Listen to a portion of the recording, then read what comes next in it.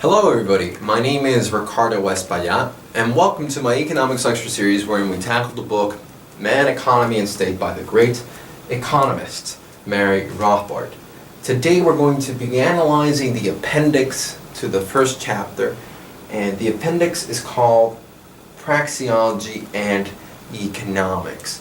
And this is a very interesting section because I believe it has more of a philosophical undertone because it talks about how it is that through praxeology, how it is that through the process of analyzing the logical implications of human action, that we can be confident that the chain of logic or our deduction processes are actually congruent with reality or are in accordance with reality. So it has more of a epistemological nature, or a nature of how it is that we know that praxeology is actually correct. And it also does that by comparing it to other sciences and how often people have confused praxeology with other sciences such as psychology, history, ethics, etc.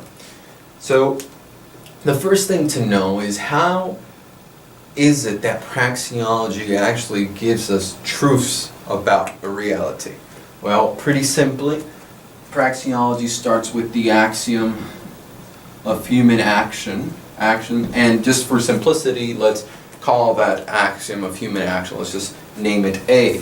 And then it follows that if A is true, and then B follows from A, and from B follows C, and then from C follows D, and I'm using letters to denote different concepts. I mean, you could use this, okay, so what's the axiom of human action? What is human action? Human action is purposeful behavior, behavior towards an end. In order to obtain an end, we need means, which could be B, and then we can divide those means even further, and there's also the concept of time, and then this, and then that, but all of it comes from the fundamental axiom. This is the foundation. The foundation is the fact that human beings act, and it is a virtue of existence of all humans for them to act, whether they like it or not. All they have to be is conscious.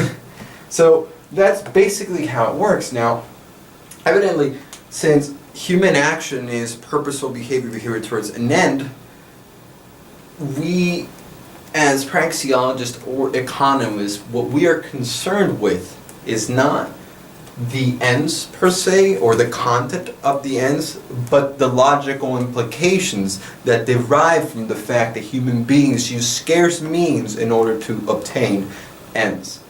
The science that is concerned with man's ends, what they are and why they are those ends, is psychology. Alright? So psychology is concerned with the fact that maybe your end is to be known by everybody as the coolest person ever. Maybe that is your end. The reason why that would be, that is psychology to explain. Now, ethics deals with the question of what values or ends should man pursue. So, we got psychology, why it is that man follows certain ends, and ethics, which ends or values should man pursue. And the reason why Mary Rothbard differentiates these two is because some people might get confused and think that because we're dealing here with ends, in essence, that human beings trying to deal with ends and all these matters are subjective, they might get confused. Like, you might confuse praxeology with psychology. No. The main point is that praxeology is concerned with the logical implications of human action, or the logical implications of the fact that human beings use scarce means to obtain their ends. They're not concerned, praxeology is not concerned with the content of those ends, or why it is that man has those ends. Those ends could be very vulgar, very perverse, beautiful, elegant, irrational, irrational, in the context of what reason is, of course. But we're not concerned with that as economists or praxeologists. And I'm not saying that you shouldn't be. That's when you actually start making the gaps, when you start connecting all these subject matters together. But as the study of praxeology, we're not concerned with the content. And of course there are different sciences, and we can kind of like apply to them. So we can go through them. We can go to psychology, is concerned to the reason why man has the ends that it has. ethics is a science that deals with what ends or code of values should man follow and what actions should they take in order to obtain those ends. And then there's also technology, which means should man take in order to obtain those ends. And then there's history, which ends have man chosen, what means that they choose in order to achieve their ends, and what has been the repercussions of their actions. And then there's finally praxeology, which is the study of the logical implications of human action, logical implications. Now, something that Mary Rothbard does, just to kind of differentiate the fact that human action is not psychology, there's this thing that psychologically we can get satiated from eating ice cream, let's say. It could be the fact that the first scoop of ice cream you enjoy it, but the second scoop of ice cream you enjoy it even more. Kind of implying in the context of the law of marginal utility that at first, instead of immediately dropping your marginal utility, at first it increases but then it decreases. But what Mary Rothbard wants to emphasize is that regardless of the psychological or physiological aspects of humans, the law of marginal utility applies, because in order for the law of marginal utility to apply and you use it as an analytical tool, it applies to equally serviceable interchangeable units. And the example that he uses, which is a very good one, in order to understand the point, is eggs. Let's say that in order for you to bake a cake, you need 4 eggs. But then you might be saying, Ricardo, but it doesn't make sense, the law of marginal utility, because the first egg, he's going to use it for his most valued egg. The second end, he's going to use it for his second most valued egg. The third egg, he's going to use it for whatever egg. And then the fourth one, which was the one that he also needed, or in collection, he is going to be more valuable because originally what he wanted was a cake, right? But the important thing to know is that when you're analyzing the law of marginal utility, or you're seeing the law of marginal utility present in human action, you don't see it present in the physical units per se, you see it in the equally serviceable interchangeable units. For instance, if we are asking ourselves, or we're right now presented with, let's say, 4 eggs, but what we really want to do is an omelet, a 1-egg omelet, then what we're going to do is we're going to do first the cheese omelet because we value it the most, then the ham omelet, then the turkey omelet, and then the spinach omelet. Alright, but see how in our value preferences we're going from the most valued one to the second most valued one, etc. But now let's say we want to make cakes. And for that we need 4 eggs. And it could also be that with 4 eggs you can do a bunch of different things.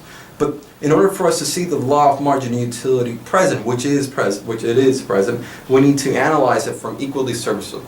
How we're going to use the 4 eggs to one end and how we're going to use another 4 eggs to another. And in this context we could just say, let's say that you value the most a vanilla cake, then a chocolate cake, then a strawberry cake. If you had 12 eggs, then you're going to use those 4 eggs at first to use the vanilla cake that you want. And then you're going to use it for the chocolate cake and then for the strawberry cake. The important thing that Mary Rothbard wants to illustrate, is that the law of marginal utility applies in the context of equally serviceable interchangeable units. And each word of those equally serviceable interchangeable units has a meaning. Alright? So once he does that, he closes off this section basically saying that, okay, since praxeology is the study of the logical implications of human action and it's a deductive science, why isn't it that we don't go into a step further of using just mathematical logic or mathematical symbols?